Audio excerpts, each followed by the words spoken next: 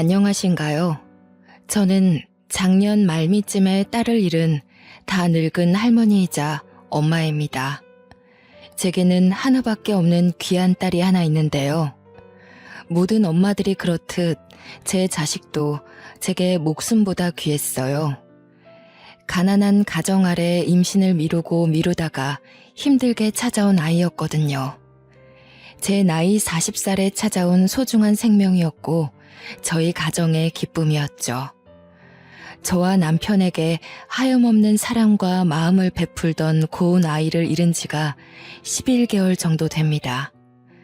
정말 사랑했고 여전히 너무 사랑하는 제 딸아이를 영영 기억하고 싶어서 이 글을 쓰게 되었네요. 저와 남편은 서로 없는 집안이었지만 그래도 서로 많이 사랑해서 결혼을 하게 되었는데요. 같이 힘 보태서 살아가면 언젠가는 가난에서 벗어날 거라고, 사랑하는 사람과 함께라면 이 정도의 가난은 금방 이겨낼 수 있을 거라고, 막연하게 그런 순수한 생각을 하면서 시작한 결혼 생활이었습니다. 그런데 막상 부부라는 울타리 안으로 들어서니 혼자 살 때보다 더 힘들었어요. 그럼에도 저희 부부는 다툼 없이 똑같고 아끼고 똑같이 의지하면서 잘 지냈어요. 가난할수록 서로에게 상처되는 말을 하지 않기 위해 노력했던 거죠. 저는 중학교를 졸업하고 고등학교는 돈이 없어서 다니질 못했고요. 남편은 고등학교까지만 졸업한 사람입니다. 제가 이런저런 여러 가지 아르바이트를 하다가 20대 끝 무렵 남편을 만나서 결혼을 하게 된 거거든요. 저희는 돈이 없어서 결혼식도 남들처럼 거창하게 못했어요. 혼인신고하는 것만으로도 큰 의미가 있었고 함께 살게 된 월세방에서 식탁에 물 하나 떠놓고 반지를 나눠 낀 것이 다였거든요. 그래도 행복했습니다.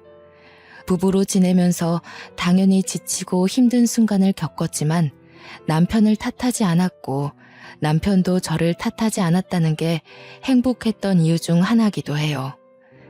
남편은 택배 일을 하는 사람이었는데 무거운 짐을 많이 들어야 해서 허리가 많이 아팠어요. 한 번은 디스크가 터져서 수술을 받기도 했습니다.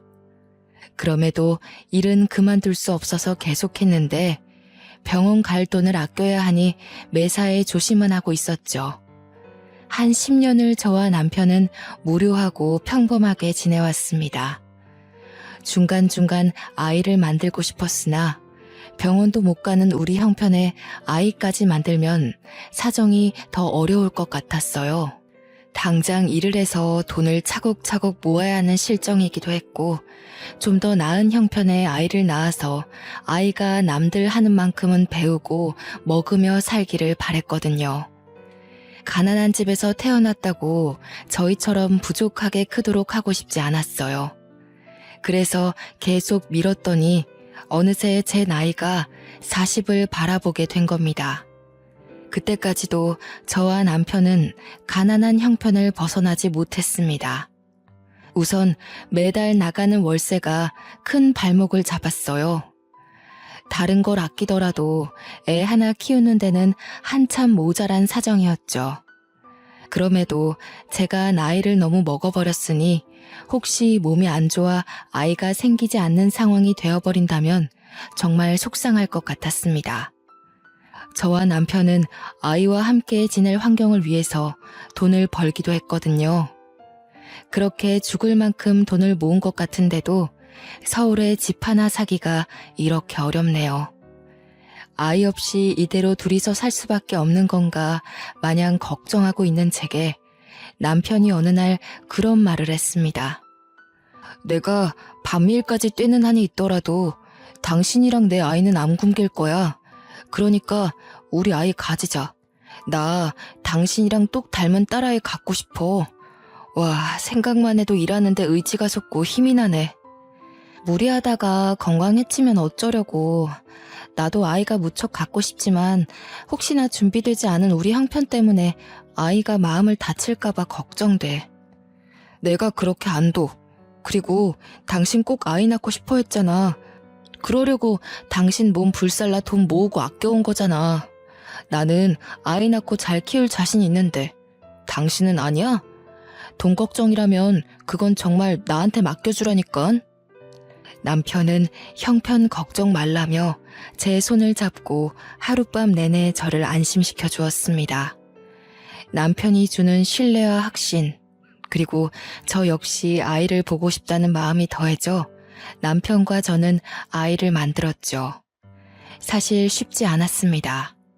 2년간 여러 번의 실패를 겪고 결국 나이 40을 맞이했을 때 제 딸이 찾아왔거든요.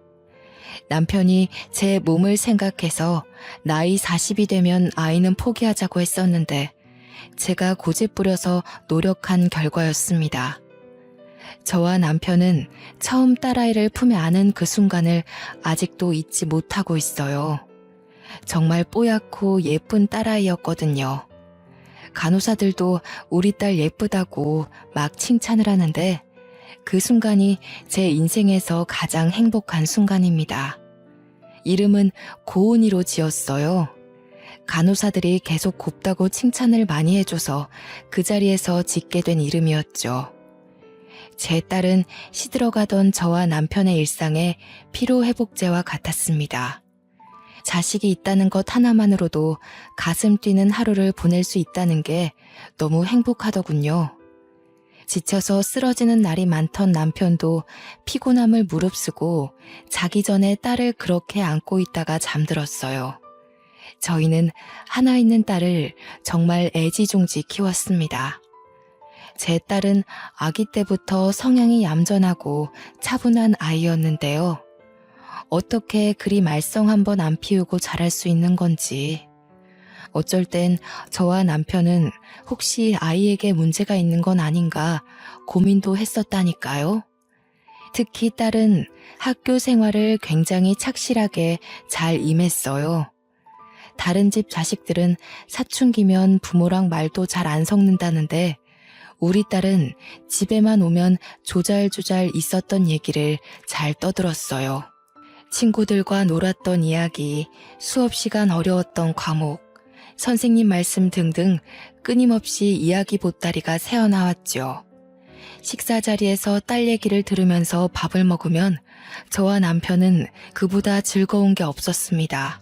딸이 그만큼 건강하게 커가고 있는 무렵 혼자 밤낮으로 일하는 남편 건강이 걱정되기 시작했어요. 저도 이제 일을 찾아야 했죠. 딸 초등학교만 졸업하면 일을 구하려고 했는데 남편이 중학교까지는 아직 한참 어린 아이라며 고등학생 되면 생각하라길래 더 미루고 있었거든요. 그런데 그렇잖아도 안 좋은 남편 허리가 갈수록 망가지는 게 보여서 더는 안 되겠더라고요. 아니나 다를까 남편은 몇 달 후 명예퇴직을 당했어요. 미안해 여보. 일할 수 있을 때까지 했어야 하는 건데. 그래도 걱정 마. 내가 얼른 다른 일 찾아볼게. 당신이랑 내 딸 굶기는 일 없게 한다고 했잖아. 미안할 게 뭐 있어. 너무 고생했어.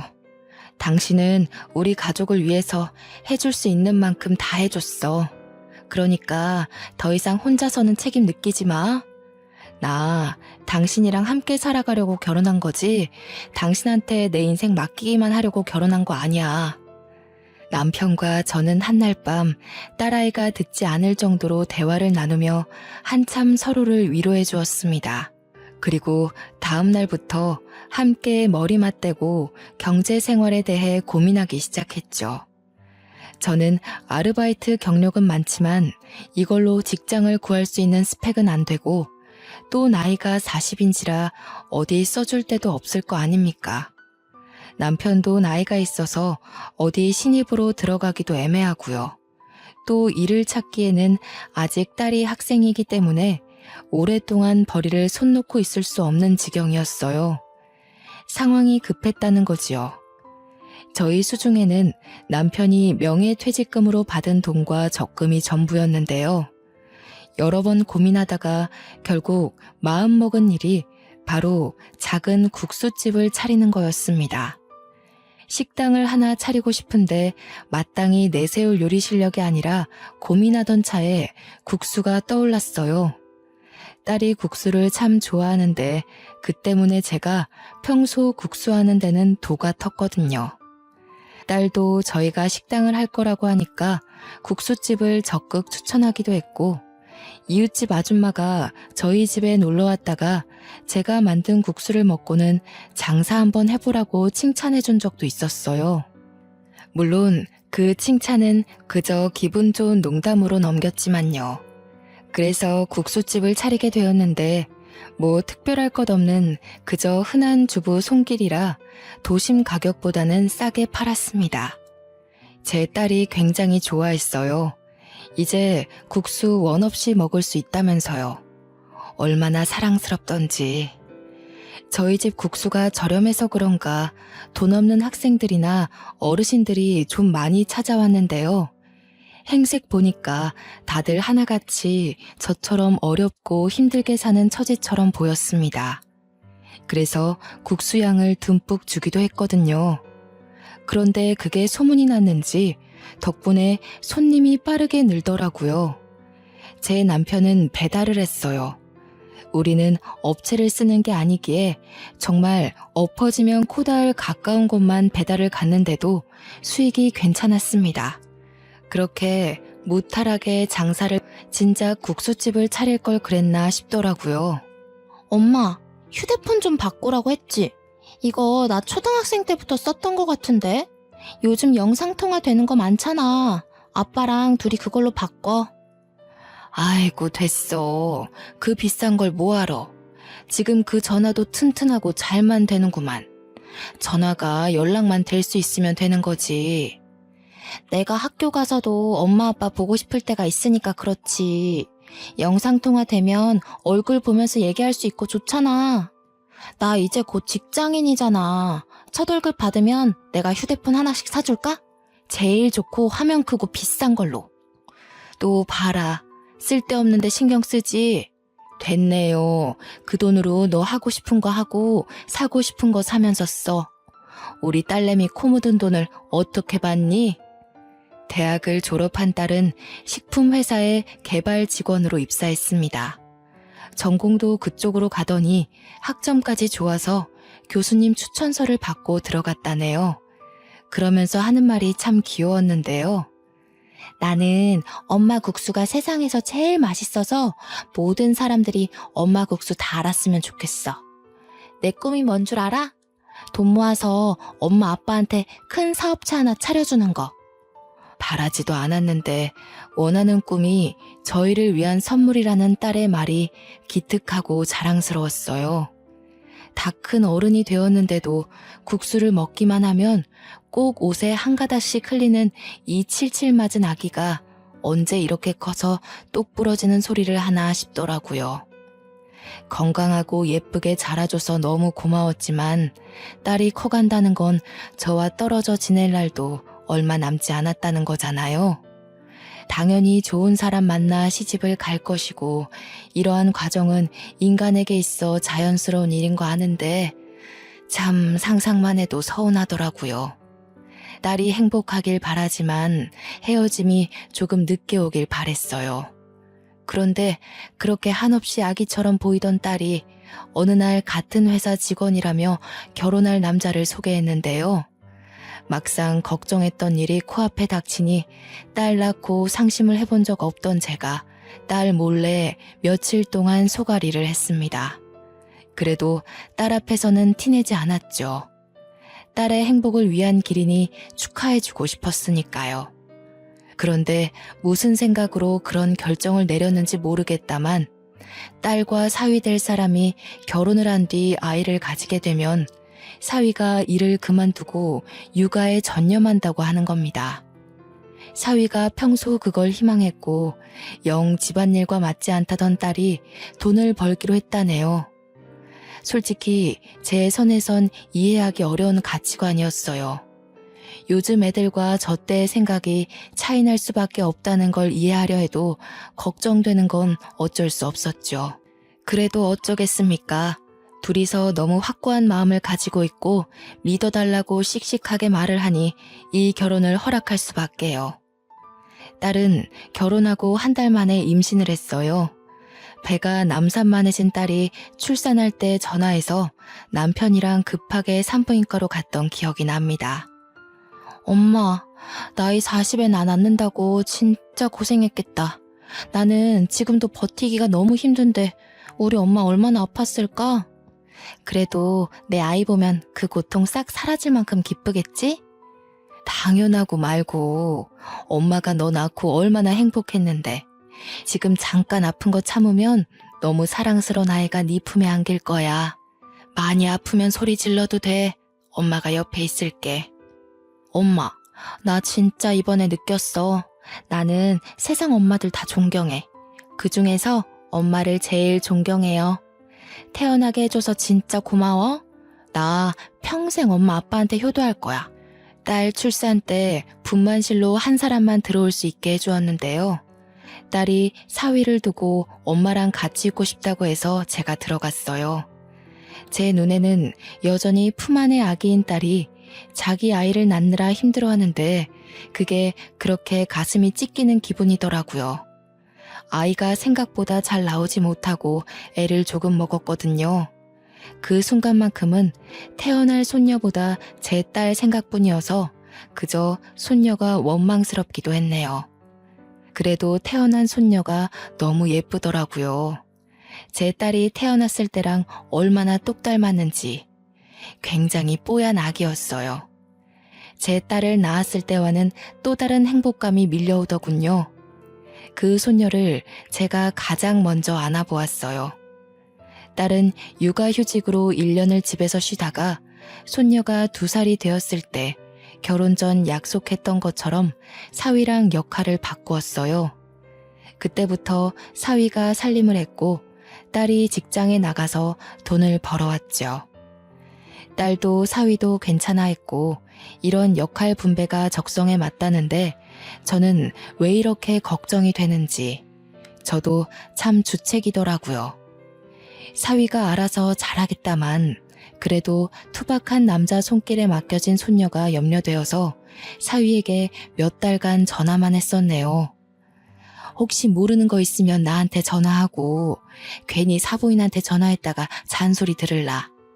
너희가 잘하고 있다고 해도 어른들은 걱정될 수밖에 없거든. 또 귀한 아들 고생시킨다고 사부인이 우리 고은이 미워하면 어쩌니? 아닙니다.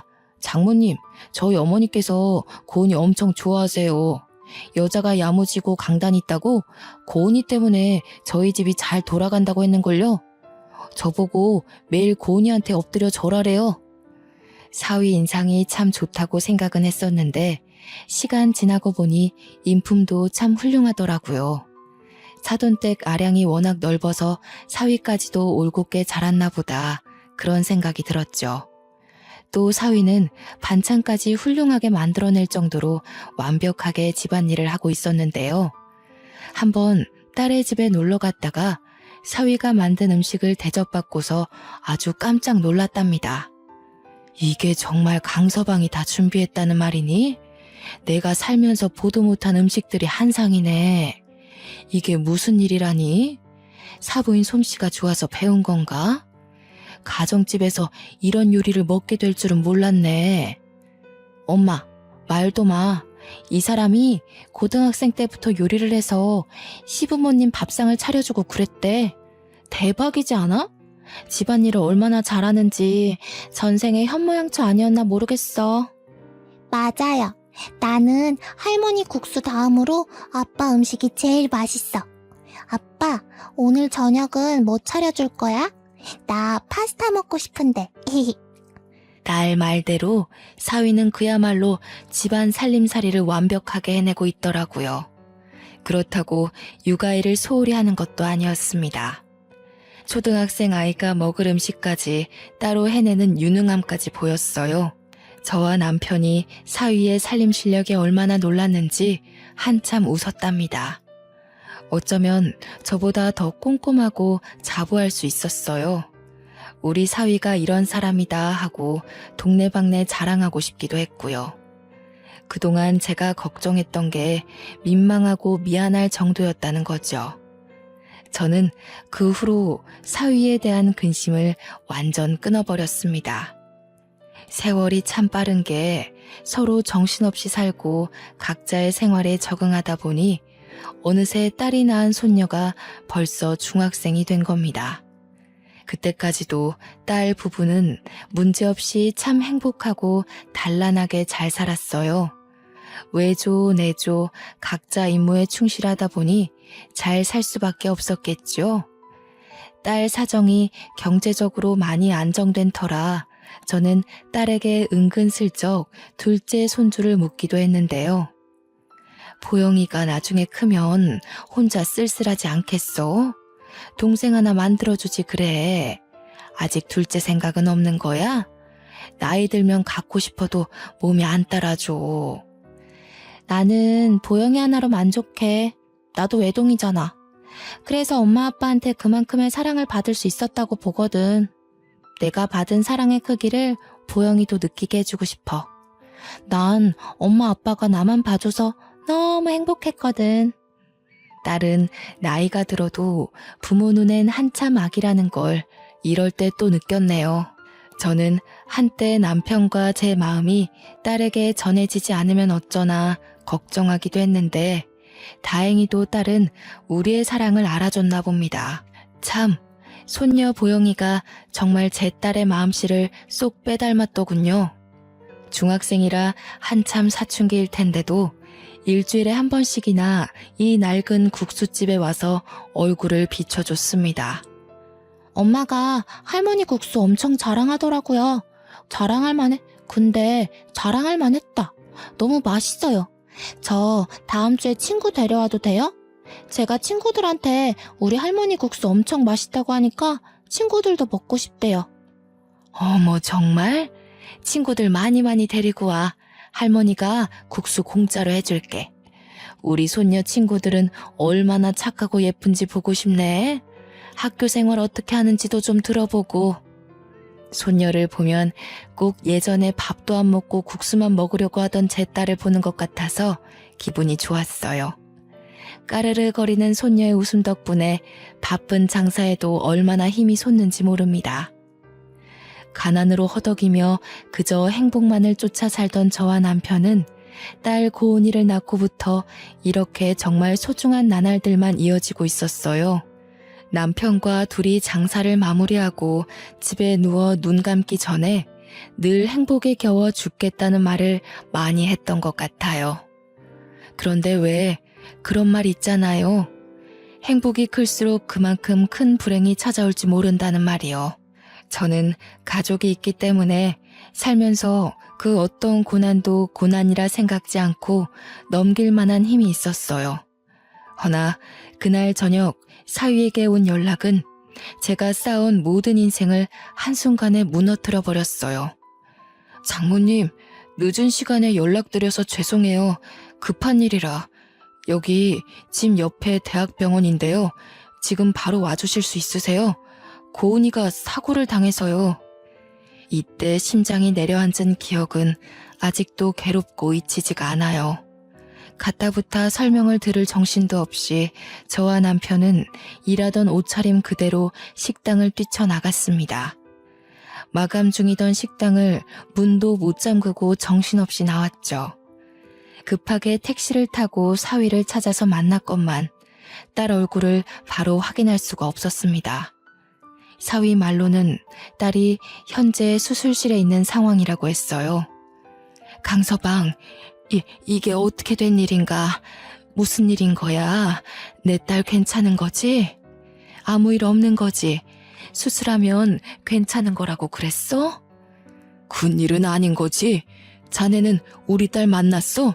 어떻든 그냥 가벼운 수술하러 들어간 거잖아. 그렇지? 죄송합니다. 고은이가 장모님 장인어른께 드릴 게 있다고 내려가는 길에 교통사고가 났어요.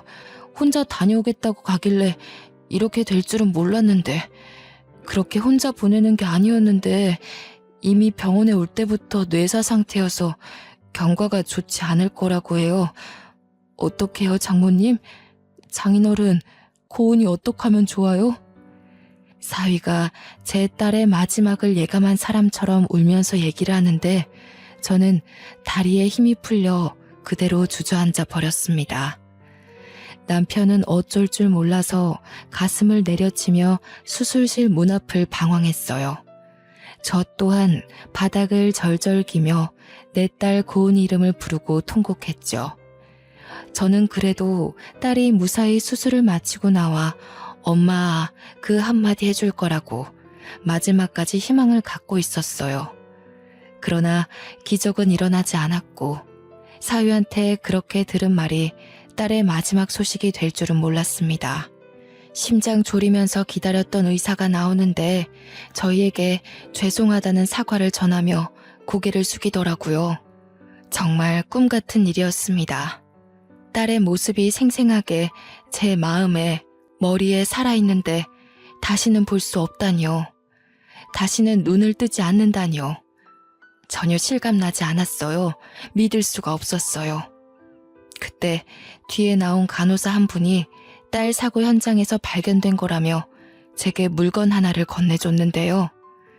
포장 박스가 사고 현장에서 바닥을 굴렀는지 엉망이더라고요. 다 허물어진 그 박스를 열었더니 휴대폰 2짝이 있는 거 아니겠습니까? 어제까지만 해도 제 딸이 그 예쁜 얼굴로 영상통화를 하면서 제 폰이 오래돼 영상이 계속 끊긴다고 새 폰 사주겠다는 걸 말리느라 투닥거렸거든요. 그게 딸과 가장 최근에 한 통화였어요. 자꾸 이상한데 돈 쓰지 말라고 조금 혼을 내기도 했네요. 그 자리에서 최신 폰을 받자마자 정말 졸도할 뻔했습니다. 눈물이 앞을 가리는데 숨쉬기가 힘들더라고요. 그리고는 나중에 딸이 천에 가려진 채로 실려 나왔고 그 자리에서 한참이나 딸을 쥐고 대성통곡을 했어요. 천을 걷어내 곤히 자고 있는 딸을 보듬어 안으며 손을 주무르며 그렇게 몇 분 동안 딸 이름을 부르며 울부짖었습니다. 나중에 들은 말인데 딸이 졸음운전하는 차에 부딪힐 뻔한 어르신을 구하려다가 변을 당했다고 하는 겁니다. 그 어르신이 저와 비슷한 또래였다고 해요. 제 딸이 이승을 떠난 게 모두 다 제 탓 같아서 너무 괴로워 미치는 줄 알았습니다. 우리 딸이 왜 차라리 나를 데려가지? 나를 잡아가지. 왜 우리 딸이에요? 내 딸이 얼마나 착하게 살았는데. 고은아, 엄마한테 얼른 와. 엄마가 목숨 내놓을게. 제발 엄마한테 와, 고은아. 보영이는 어쩌고 그렇게 가버리니? 왜 이렇게 엄마 옆에 짧게 있다가 가버려? 저는 빈소에 마련된 딸 사진 앞에서 한참을 엎드려 하늘을 원망했습니다.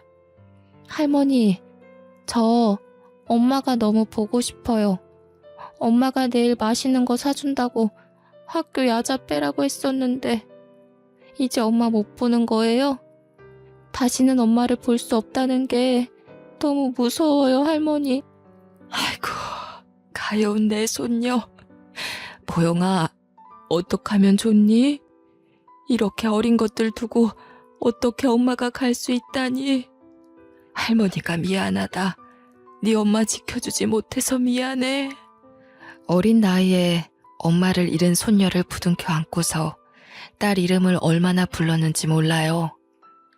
그렇게 3일을 눈물로 보내고 마지막으로 납골당 안치까지 정리했는데 도무지 그 앞에서 발걸음이 안 떨어지는 겁니다.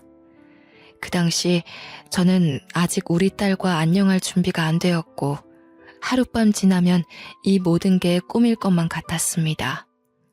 딸한테 전화와서 또 휴대폰으로 잔소리 들을 것만 같은데 바로 내일 다시 볼 수 있을 것만 같은데 인사를 해야 한다뇨. 아직 내 품에 안았던 그 어린 아기의 온기를 여전히 기억하고 있는데 보내주라뇨. 저는 납골당 앞에서 정신을 잃을 정도로 또 눈물을 흘렸고 사위가 저를 부축해줘서 겨우 납골당을 벗어날 수 있었습니다. 사위는 저와 남편을 국수집 앞까지 차로 태워다 줬어요. 그때서야 국수집 문을 안 닫고 나섰다는 걸 알았죠. 이 때문에 얼마나 정신없었는지 또 한 번 실감났네요. 다행히도 식당은 별다른 변을 당한 게 없어 보였습니다. 손님들이 카운터 앞에 놓인 수첩에다가 몇 자의 걱정하는 메모를 적은 것만 있었어요. 사위와 남편이 가게를 정리하는 동안 저는 테이블 앞에 주저앉아 딸이 준 휴대폰만 쥐며 또 한참을 울었는데요. 앞으로 살아갈 날이 너무 무섭더라고요. 과연 내가 내 딸 없는 세상에서 살아갈 수 있을까? 고은이 없이 웃을 수 있을까? 내 딸의 따뜻한 품, 다정한 눈빛, 함께한 세월을 가슴속에 묻을 수 있을까? 너무 자신이 없어서 한없이 무너져만 갔죠. 일어서고 싶은 마음도 없었어요. 그래서 그 뒤로 가게 문 앞에 사정을 설명하고 당분간 일을 나가지 않았습니다. 이 식당을 차리게 해주고 마음먹게 힘을 준 딸이 이 세상에 없는데 제가 일할 의지가 어디 있겠습니까? 아무것도 할 의욕이 없어서 집에서만 그렇게 시름시름 앓는 걸 어느 날 사위가 집으로 오라고 연락이 왔더라고요. 딸의 짐을 정리하기도 해야 해서 저와 남편은 마음을 추스르다 말고 딸 집에 올라가게 되었습니다. 제 딸의 물건을 정리하면서 하나둘 실감을 해나갔고 딸을 잊지 않기 위해 딸의 모든 흔적을 새기고 또 새겼어요. 장모님, 장인어른, 제가 이제 일을 나가봐야 해요. 그럼 보영이 혼자 집에 있어야 하는데 괜찮으시다면 저희 집에서 지내주실 수 있으세요? 보영이가 엄마 보고 싶어서 많이 힘들어하는데 장모님이 같이 계셔주면 위로받을 수 있을 것 같아서요. 그래, 보영이가 많이 힘들어하지?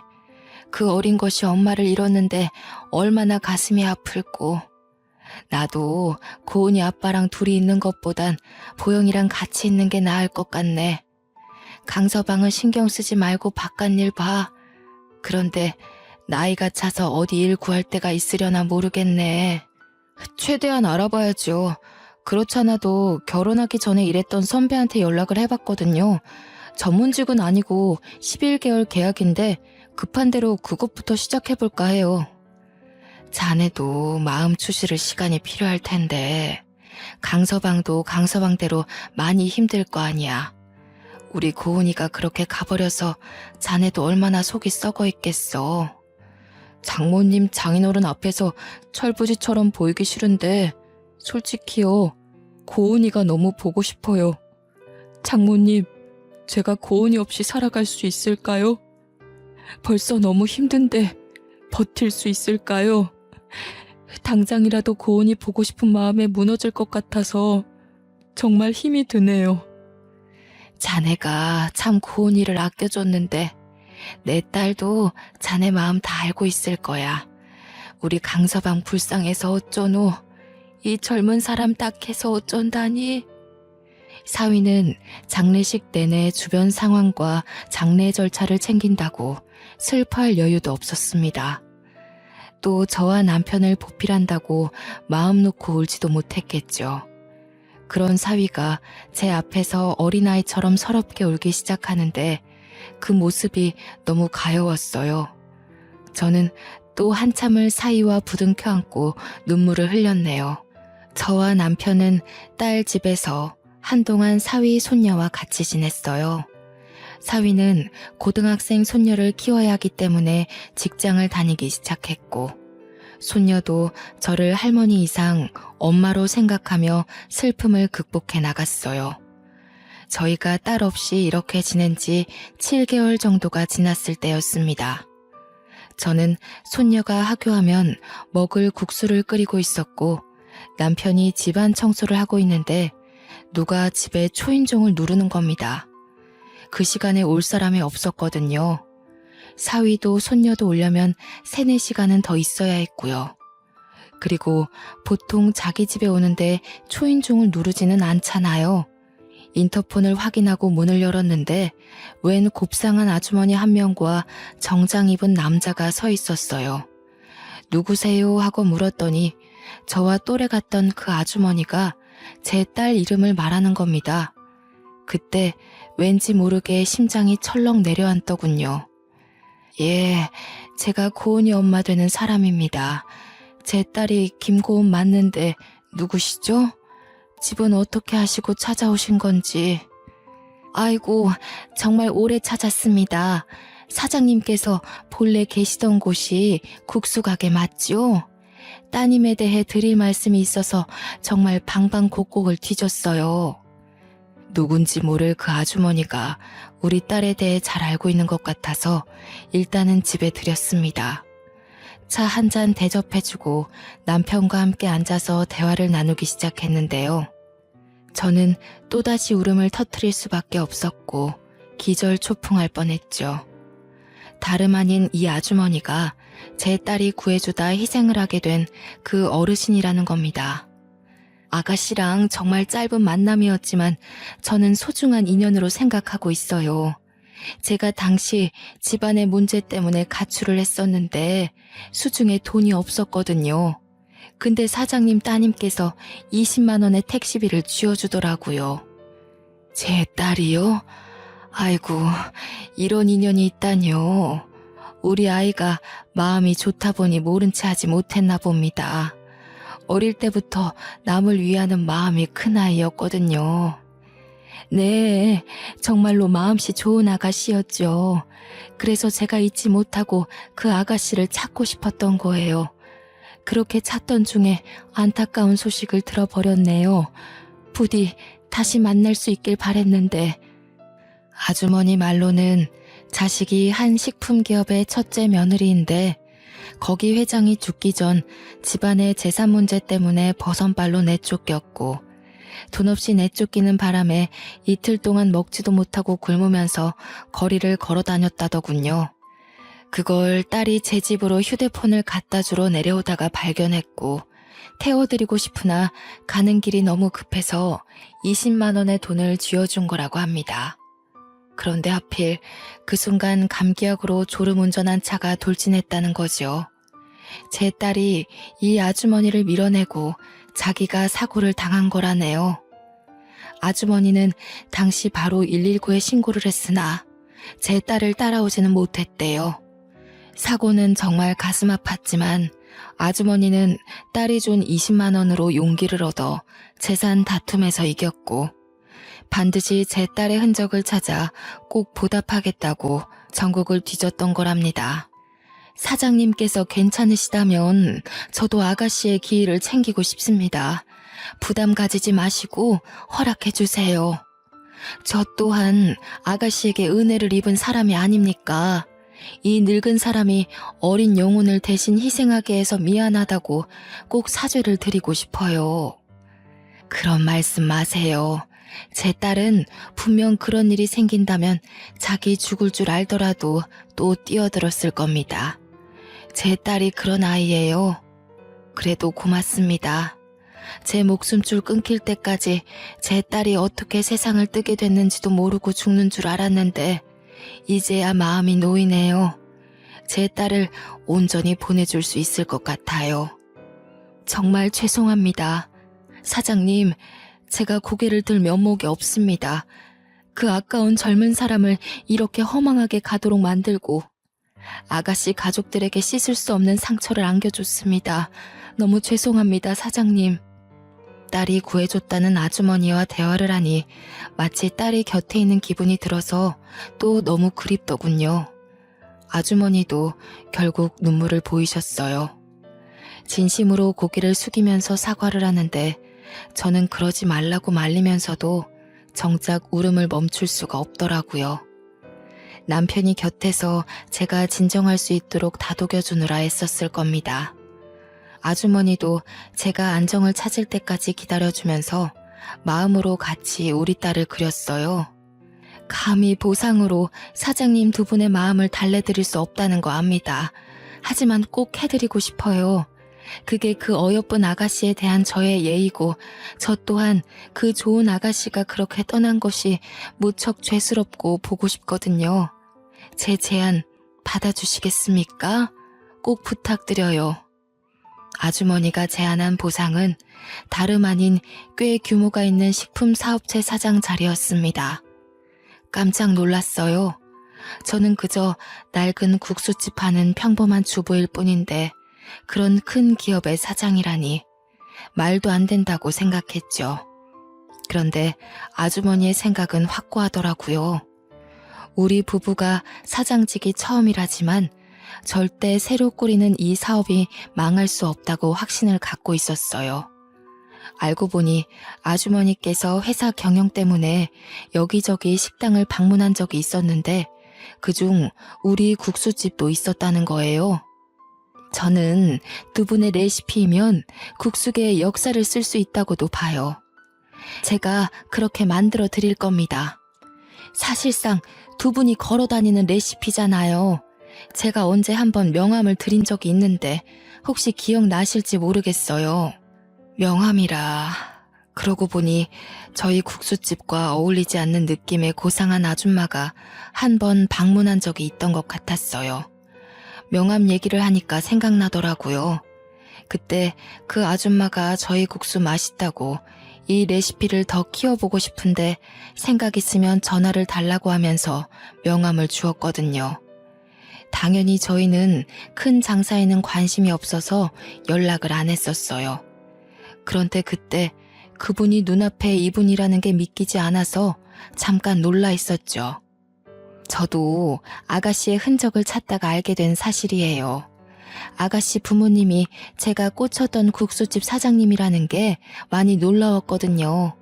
이게 다 아가씨가 이어준 인연인가 봅니다. 아주머니는 말로는 저희 국수집을 처음 방문했을 때부터 사업 계획서를 짜놨다고 하는 겁니다. 대충 설명을 해주길 본점을 시작으로 차차 전국의 사업체를 확장시켜 나가고 싶다고 했어요. 어떻게 이런 인연이 있을 수 있는 걸까요? 아주머니가 하는 말을 듣는데 문득 제 딸이 우리한테 큰 사업체 차려주는 게 꿈이라며 자랑스럽게 얘기하던 모습이 떠오르더군요. 정말로 죽은 딸이 마지막으로 저희를 위해서 주는 선물일까요? 죽어서도 이 못난 엄마 아빠를 지켜봐주고 챙겨주고 있는 걸까요? 마치 딸의 효심이 하늘에서도 전해 내려진 것 같았어요. 그렇잖아도 다 늙은 사람 둘이서 언제까지 사위한테 기댈 수 없는 노릇이고 또 사위도 다 늙은 나이에 신입으로 들어간 거라 연봉이 낮아서 문제였는데 일자리가 필요하긴 했거든요. 아무래도 딸의 선물이 맞나 봅니다. 식구들이 어렵게 지내는 걸 지켜보고서 또 자기 몸 불살라 우리를 살려주는구나 생각이 되었어요. 너무 과분하지만 저는 아주머니 제안을 받았습니다. 남편도 저와 같은 생각을 했는지 고은이가 우리한테 마지막까지 효도를 하고 가네라며 눈물로 아주머니 제안을 감사히 받더군요. 덕분에 저희 부부도 사위랑 손녀도 경제적인 걱정은 없어졌어요. 경제가 안정이 되니까 모두 마음의 여유가 생기더라고요. 사위는 저희가 받은 식품 기업에서 부사장 자리를 맡고 있는데요. 그 아주머니께서 사람을 보내주는 덕에 친절하게 교육을 받고 있답니다. 저랑 남편은 이렇게 큰 사장 자리가 처음이라 실수가 많았지만 그래도 딸이 준 마음이라고 생각하여 열심히 익히며 배우고자 노력하는 중이에요. 지금은 수도권 쪽에 사업체 몇 군데가 확장되었고요. 한동안 사업 경영을 익히느라 정신없이 세월을 보냈다 보니 어느새 딸 기일이 다가왔더라고요. 이 사연을 쓰게 된 것도 내일이 1년 만에 찾아온 딸의 첫 기일인데 오랜만에 딸과의 지난 날을 추억해보고자 또 딸과의 세월을 기억하고자 시작한 일이었습니다. 청승맞게도 쓰면서 또 울기만 했네요. 키보드를 몇 번이나 닦았는지 모릅니다.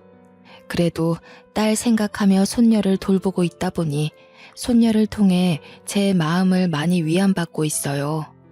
제 딸이 자기와 똑 닮은 손녀를 낳아준 게 얼마나 고마운지 몰라요. 내일 기일에는 시댁 식구까지 함께 딸을 보러 가기로 했답니다.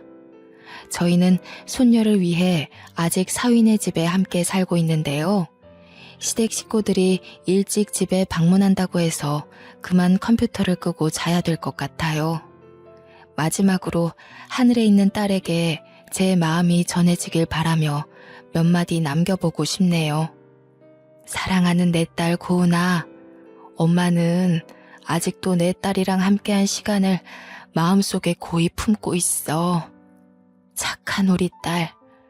위에서도 엄마 아빠 걱정으로 두 발 뻗고 못 자는 건 아닌지 몰라.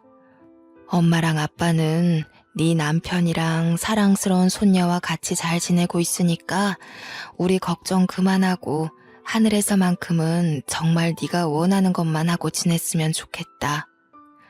짧은 시간이었지만 엄마 아빠의 딸로 와줘서 너무 고마웠고 평생 사랑할게. 엄마 아빠는 우리 고은이랑 함께 지낸 순간이 전부 소중하고 행복했어. 또 볼 수 있었으면 좋겠다. 다음에도 꼭 엄마 아빠 딸로 와줘야 한다. 너무 고마워. 고은이 덕분에 우리 모두 웃으면서 살았어. 보고 싶다 우리 딸. 안아주고 싶어. 내 딸아, 내일 엄마가 식구들 데리고 찾아갈게. 예쁜 우리 딸, 오늘 잘 자고 내일 보자. 아이고, 제가 또 눈물이 나서 안 되겠네요. 제 사연은 그만 여기서 마무리하도록 하겠습니다. 모두들 평안하시길 기도하겠습니다. 감사합니다.